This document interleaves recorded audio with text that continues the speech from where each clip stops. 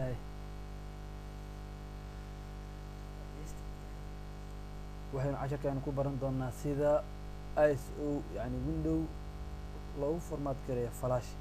flash hadda caadi window waa kan haddii kuubada ku leedahay flash ku shubtid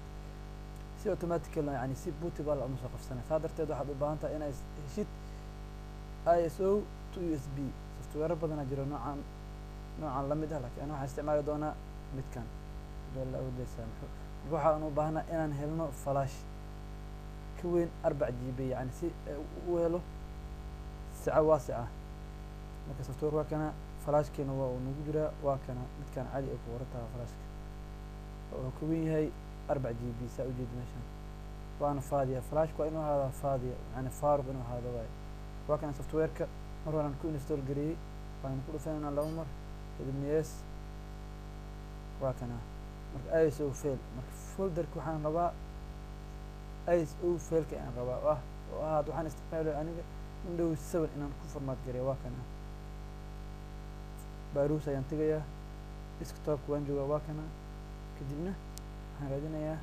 Windows waa kana Windows all in one saan ku dhuftay kadibna open ayaan leeyahay ujeedadu waa kana soo qabsaday kadibna waxaan ka dooranayaa flash ujeedadu USB drive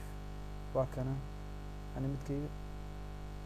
كده عنده حنلاقي بوتبل يعني لو مكان كل قا يسوق بوتبل نفسه غفصة كده بنمشان ما عن ربع يعني أبحث لك أنا هو بحثنا يا وين 7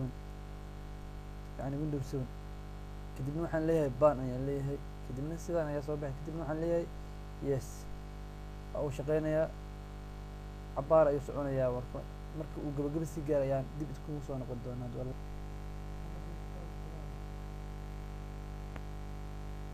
marka aad rabto in aad inaad flash USB aad bootable ka dhigto marka hore waxaad u baahan tahay inaad hesho Windows ay window uu doonahaado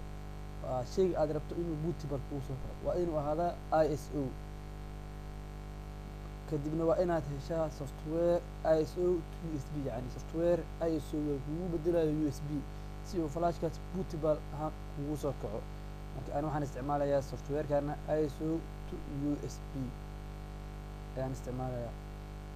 marka waana kana window aan isticmaalana hadda Windows 7 waana ISO kana ISO weyn ay wax uu bedelayaa USB haddana uu shaqeynayaa saa u jeedo riigmada cagaaran waa ay buuxinay wax ka bacdi kadibna waa uu dhameynayaa caadi ayaan isticmaali doonaa duu ilaahay waxaan joognaa gabagabadii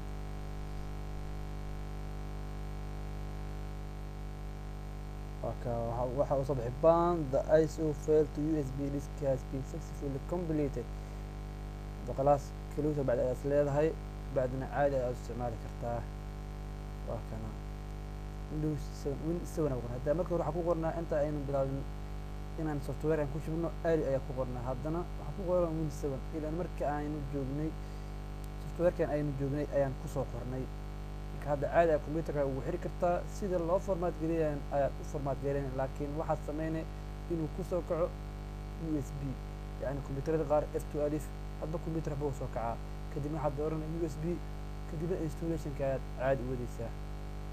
inta barnaamijkan mid lamid ah inuu dib ugu kulmeyno oo aniga Cali Cabdi Qaadir idin leh sidaa iyo nabadgelyo assalaamu calaykum waraxmatullaahi tacaala wa barakaatuh